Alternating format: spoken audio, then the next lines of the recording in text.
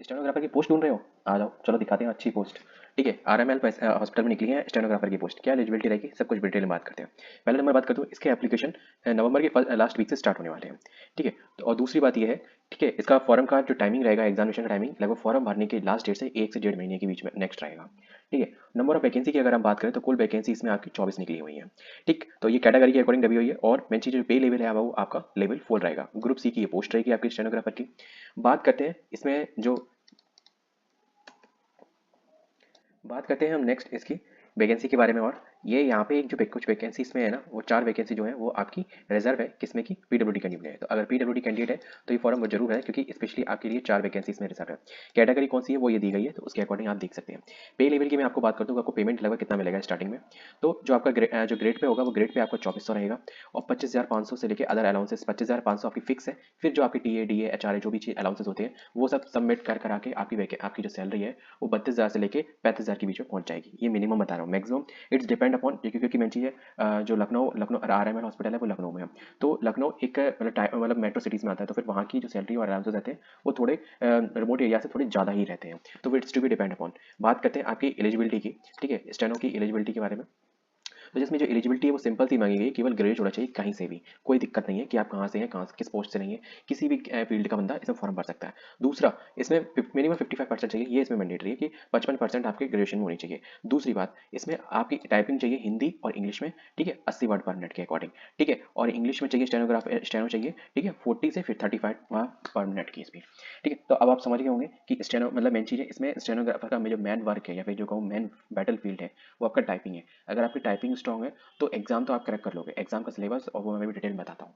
ठीक है, तो अब आप एलिजिबिलिटी समझ गए होंगे। In the absence of the candidate, एक चीज और लिखिए, in the absence of the candidate the with the bilingual stenography the candidate should be the English stenography में बी कंसीडर्ड एलिजिबल। देखो, कहने का मतलब ये है कि अगर उन्होंने कहा कि अगर कैंडिडेट हमें नहीं मिलते हिंदी और इंग्लिश दोनों की, ठीक है, तो अब तो जो अगर जिसके पास इंग्लिश की है ना वो स्टेनो वाली, उसको हम कंसीडर कर लेंगे। क्योंकि देखो ऐसा है, कंप्यूटर पे काम होता है, मैक्सिमम जगह इंग्लिश ही चलती है, हिंदी में कुछ जगह ही यूज होती है। ठीक है, तो अगर आपके पास है तो ठीक है, नहीं तो आपकी जो फोकस होना चाहिए प्रैक्टिस करने का वो इंग्लिश में होना चाहिए। वैसे तो दोनों में ठीक है।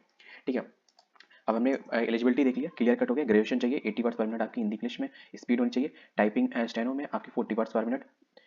जो स्टेनो की स्पीड है 80 वर्ड पर मिनट, और टाइपिंग की स्पीड है हिंदी और इंग्लिश की 40 से 35 वर्ड मिनट। मतलब 40 वर्ड मिनट पर मिनट इंग्लिश और 35 पर मिनट पर वर्ड मिनट इन हिंदी में। तो ये चीज़ें क्लियर कट हो गई, क्योंकि मुझे ऐसा लग रहा है कि शायद वो क्लियर कट नहीं हुई थी अभी। स्किल टेस्ट की बात करें तो जो स्किल मिनिमम क्वालिफाइंग मार्क्स देख लो, मिनिमम 55% आपको लाने पड़ेंगे। अनरिजर्व एंड ईडब्ल्यूएस के लिए, ओबीसी एससी एसटी पीडब्ल्यूडी के लिए 40% है। इस पर हमें फोकस नहीं करना है, पर हमें इसको माइंड मेकअप करके चलना है कि हमें 100 में से अगर 50% नंबर तो लाने ही लाने हैं। बात करते हैं इसमें जो आपका स्किल टेस्ट होगा वो मैंडेटरी होगा, जैसे लिखा हुआ है skill test that should be connected after the mains exam. जब आपका सीवीटी हो जाएगा तब उसके बाद होगा। इन सारी पोस्टों में आपका स्किल टेस्ट होगा, जैसे कि स्टेनोग्राफर एसएसए। तो हम स्टेनोग्राफर की बात करें, the candidate equal to the 3 times the number of the post to be advertised in each category. देखो, आपको जब जो प्री पेपर होगा, ठीक है, या मेंस पेपर होगा, जो आपका जो सीयूटी पेपर होगा, सीयूटी पेपर के बाद जितनी पोस्ट है, जैसे कि इसमें मैंने अभी 24 पोस्ट है, तो 24 पोस्ट की 3 गुना। ठीक है, 3 टाइम्स कैंडिडेट। ठीक है, advertise in each category shortlisted after the examination for the skill test. तो उतने कैंडिडेट बुलाए जाएंगे टॉप से। तो 24 दिया 72, तो 72 कैंडिडेट आपको बुलाए जाएंगे किसके लिए? स्टेनोग्राफर की टाइपिंग टेस्ट के लिए। अगर इन द केस अगर ऐसा होता है कि कैंडिडेट उन्हें जो उन्होंने बुलाए हैं और वो फुलफिल नहीं कर पाते हैं, या फिर वो टाइपिंग टेस्ट में पास नहीं कर पाते, तो फिर नेक्स्ट कैंडिडेट बुलाए जाएंगे। ठीक है, तो इट्स डिपेंड अपॉन, इसलिए हताश नहीं होगा अगर आपका नाम, क्योंकि एम्स में ऐसा बहुत बार हुआ है, और इन जगह होता ही भी बहुत बहुत कम लोग इसमें फॉर्म डालते हैं, स्पेशली टाइपिंग स्टेनोग्राफर वाले तो बहुत कम ही डालते हैं। बात करते हैं सिलेक्शन प्रोसीजर की। तो सिलेक्शन प्रोसेस सिंपल है, इसमें 2 स्टेजेस हैं इसकी, प्री और मींस। जैसे कि ये कि स्क्रीनिंग, दूसरा का नाम है मींस। सबसे अच्छी बात ये है कि इसमें दो लैंग्वेज में आपका दोनों बाइलिंगुअल ही है, हिंदी इंग्लिश दोनों में आपको पेपर देखने को मिलेगा। ठीक है, क्वालिफाइंग जो इसमें कैंडिडेट होगा वही मींस में अपीयर होगा। और दूसरी एक बात जो इसमें आपको जानना बहुत जरूरी है कि इसमें 10 गुना ही कैंडिडेट, जो नंबर ऑफ पोस्ट है उसके 10 गुना कैंडिडेट ही इसमें जा पाएंगे मेंस में। तो मतलब ओवरऑल टोटल पोस्ट, जैसे कि हमारा हमको पता है 24 पोस्ट है। ठीक है, तो 24 पोस्ट के कितने जा पाएंगे? 240।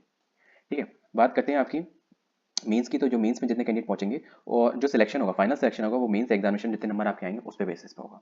ठीक है, जो भी कैटेगरी के अकॉर्डिंग फाइनल सिलेक्शन और ऑप्स वगैरह किया जाएगा। क्योंकि देखो, जो आपका जो टाइपिंग वाला है वो भी आपका एक क्वालिफाइंग ही नेचर है कि आप उतना लेवल स्पीड ग्रैब कर ले तो that is to be in and that is to be out. ठीक है, आप बात करें थोड़े सिलेबस की बात कर लेते हैं कि इसमें क्या रहेगा। देखो, बाइलिंगुअल की जैसे जो बात थी वो मैंने बताई थी सीबीटी में। जैसे कि बात करते हैं, दोनों का सिलेबस सेम ही रहेगा, स्क्रीनिंग और मेंस का।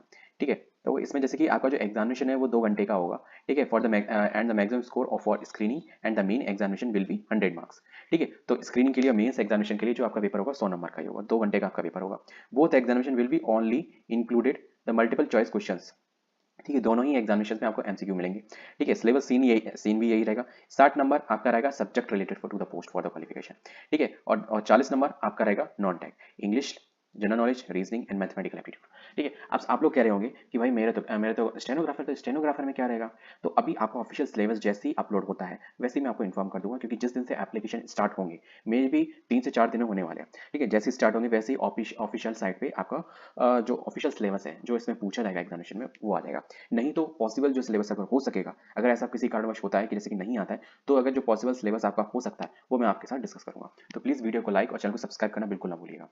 ठीक है, तो ये चीजें क्लियर कट होगी। अब इनमें भी किस लेवल का रहेगा, तो देखो एक चीज मान के चलो, आपका जो जिसमें जो क्वेश्चन रहता है इंग्लिश लैंग्वेज, मोस्टली मैथ्स का लोग का थोड़ा सा इशू रहता है। बाकी देखो जनरल नॉलेज का तो कुछ भी नहीं होता। ठीक है, कुछ भी पूछा जा सकता है। किसी अभी रिसेंटली कीजिए में पूछा तो उसमें बताइए नेशनल एनिमल के बारे में पूछ लिया, तो मतलब मिनिमम जो क्वेश्चन था, मैक्सिमम मिनिमम जो लेवल था जनरल नॉलेज का वो ये था। मैक्सिमम तो बहुत कुछ था है ना। ठीक है, और तो ये जनरल इंग्लिश की बात करें तो कुछ चुनिंदा टॉपिक हैं जो मैं आपको बता सकता हूँ, जो अगर आप कर लोगे तो 10 में से 7 नंबर आपके कहीं नहीं गए।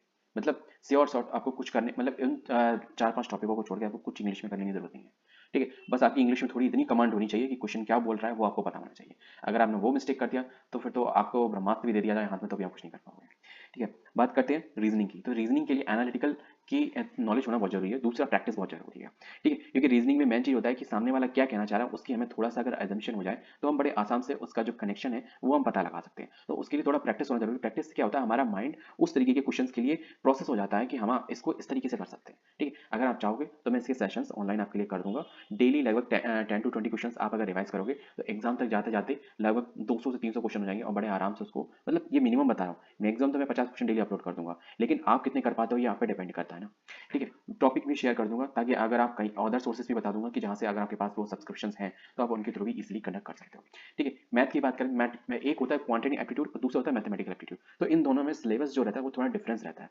वो क्या रहेगा वो भी मैं आपको एग्जैक्ट बता दूंगा। इसलिए मैं अभी ऑफिशियल नोटिफिकेशन में वेट कर रहा हूँ अंटिल अनलेस, वरना जो अभी जो जैसे केजीओ में बताया गया था सिलेबस जो भी डिटेल में, और यही अगर टॉपिक होंगे तो मैं उसी से आपको रिलेट करके इजीली बता सकूंगा।